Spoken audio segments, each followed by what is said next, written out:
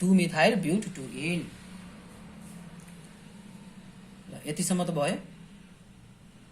अब सब्स्टिट्युएन्टहरु छन् भने त्यस्तो कन्डिसनमा चाहिँ हामी के गर्छौं, तिनीहरु चाहिँ प्रिफिक्स रूपमा अगाडि लेख्ने हो। ल म अगाडि बढ्छु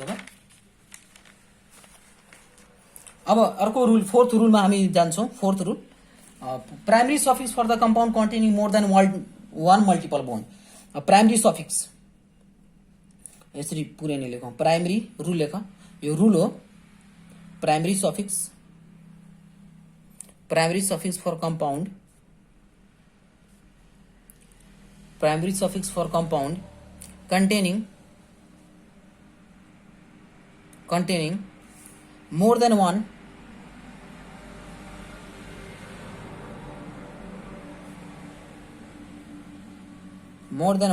multiple bond।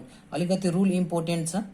यो रुलबाट एउटा क्वेशन पनि प्र्याक्टिस गर्छौं जुन इक्जाममा प्राय सोधिरहेको छ। त्यसमा चाहिँ एउटै कम्पाउन्डमा चाहिँ दुईटा डबल बोन्ड अथवा दुईटा ट्रिपल बोन्ड छ भने त्यस्तो कन्डिसनमा के गर्ने, त्यस्तो कन्डिसनमा चाहिँ स्पेशल अलिकति यो इम्पोर्टेन्ट पनि छ, त्यही भएर ध्यान दिएर सुन्नु। यो इक्जाम्पलबाट एउटा रुल पनि हाम्रो डिस्कस हुन्छ, त्यही भएर चाहिँ इक्जाम्पलबाट नै बुझ्ने हो। इक्जाम्पल के भन्दैछ कि एउटा अर्ग्यानिक कम्पाउन्डमा चाहिँ दुईटा चाहिँ एक भन्दा बढी चाहिँ डबल बोन्ड छन् भने त्यस्तो इक्जाम्पल हामी लेख्छौं। यहाँ CH, त्यसपछि यहाँ CH, मैले चाहिँ यहाँ डबल बोन्ड लेखेँ। अब यस्तो कन्डिसनमा चाहे दुईटा डबल बोन्ड होस् अथवा दुईटा चाहिँ ट्रिपल बोन्ड होस्, यस्तो कन्डिसनमा चाहिँ के गर्ने हो, कसरी नाम लेख्ने हो। अब यस्तो कन्डिसनमा चाहिँ म चाहिँ आइपिएसी नेम लेख्दाखेरि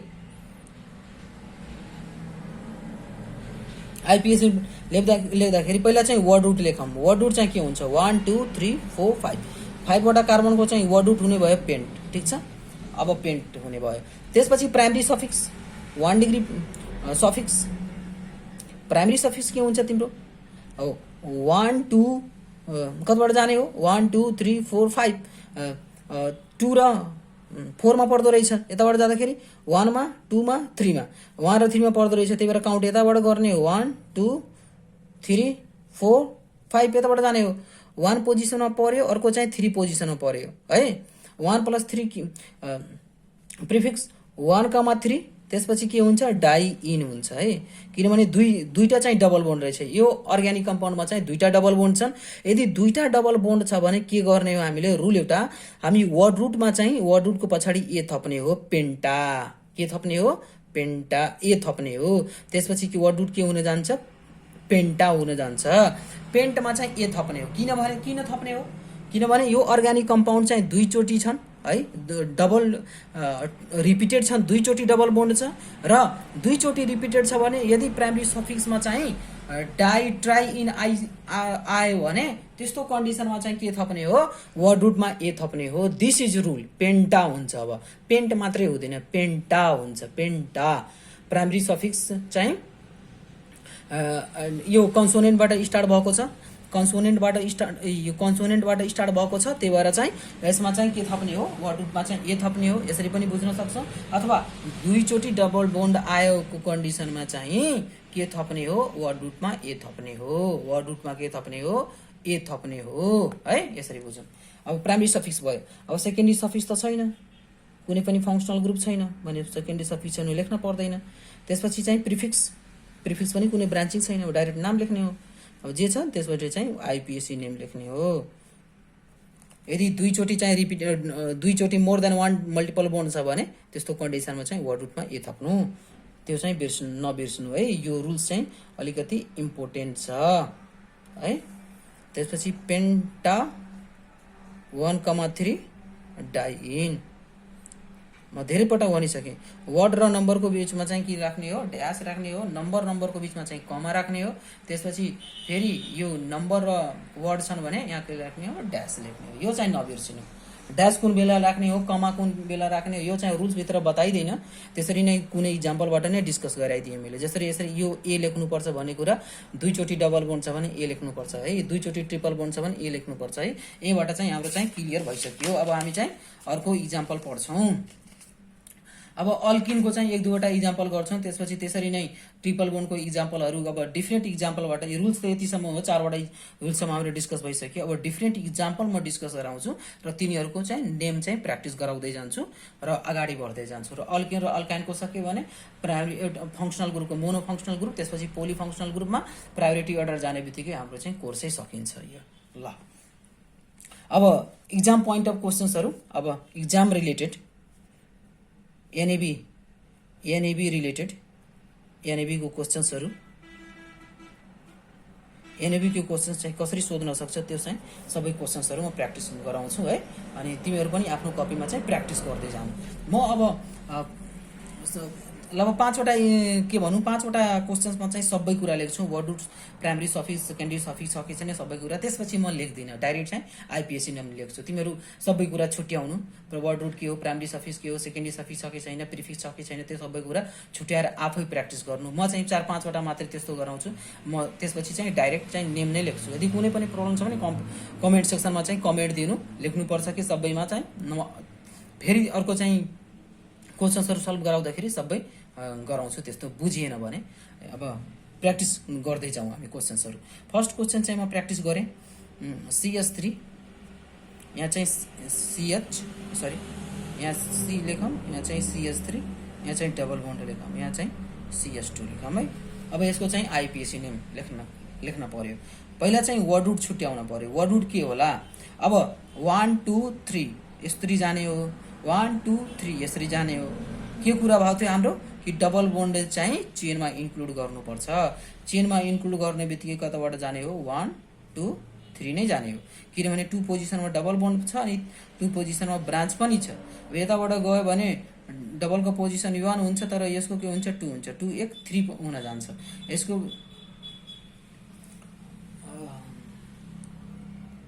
कताबाट काउन्ट गर्ने हो?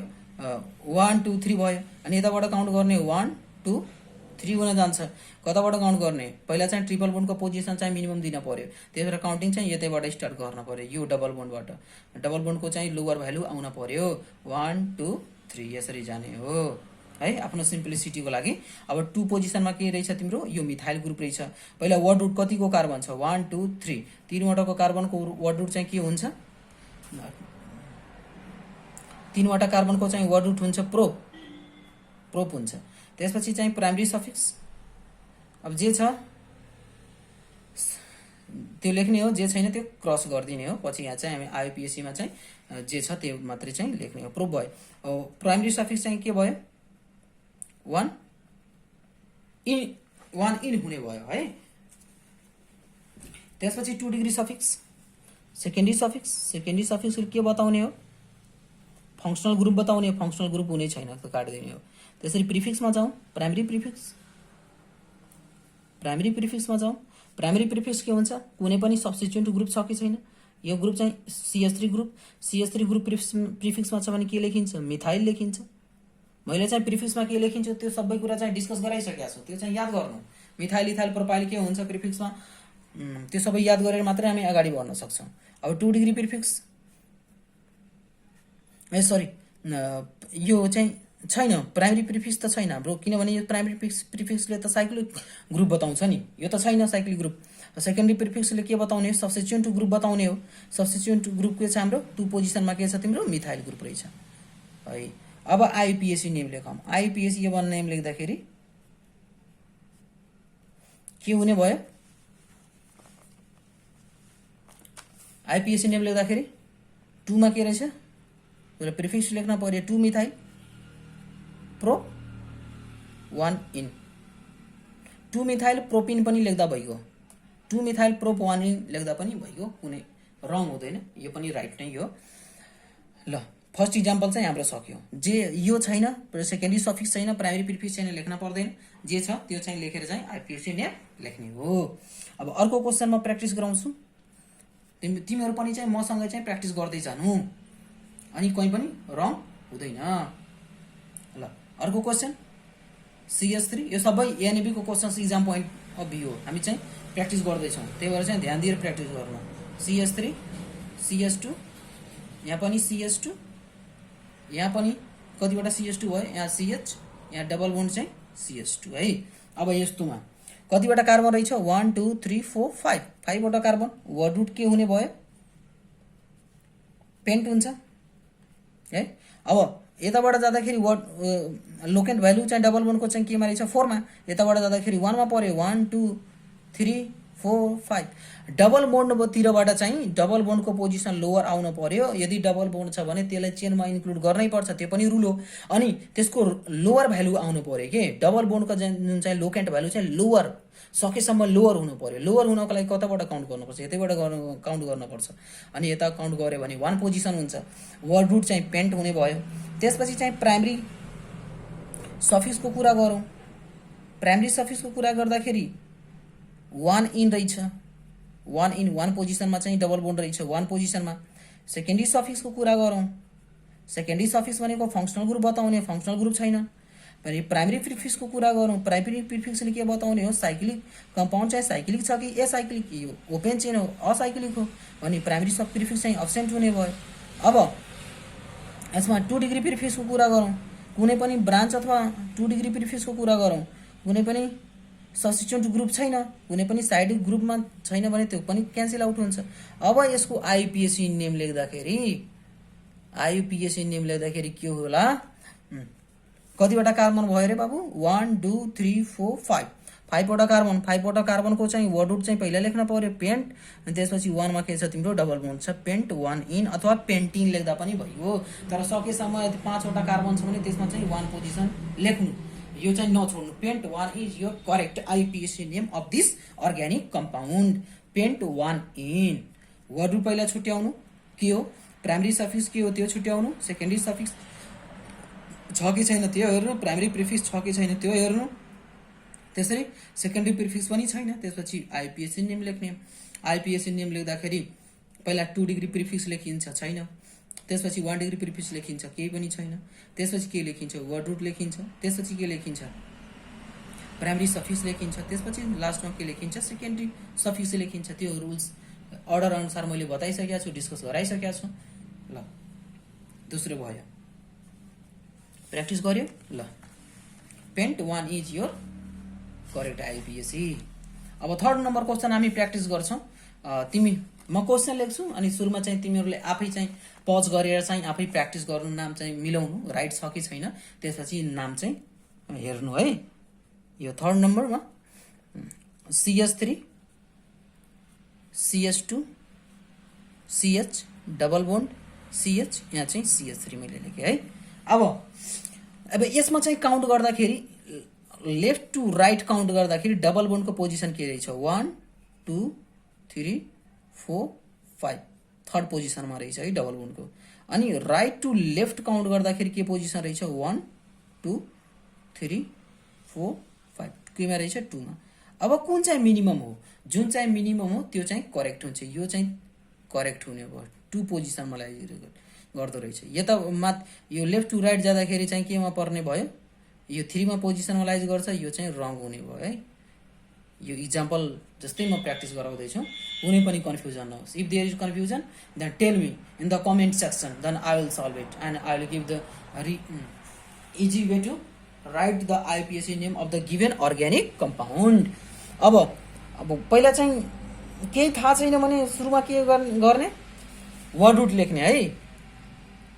वर्ड रुट लेख्ने, वर्ड रुट कतिवटा कार्बन रहेछ 5वटा कार्बन, 5वटा कार्बनको वर्ड रुट के हुन्छ पेन्ट, याद गर्ने। 5वटा कार्बन छ भने पेन्ट। अनि त्यसपछि केमा जाने हो, प्राइमरी सफिक्समा जाने हो। प्राइमरी सफिक्स के रहेछ 1 2 मा के रहेछ 2 मा इन रहेछ है।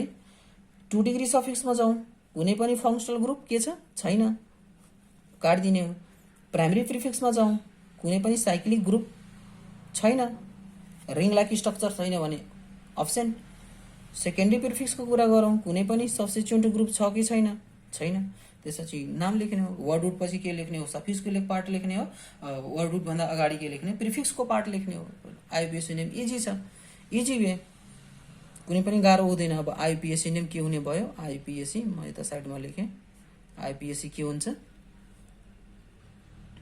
Pant 2 ene is your correct. Pentene 2 लेख्न पाइँदैन, पेन्ट 2 इन नै लेख्ने हो है।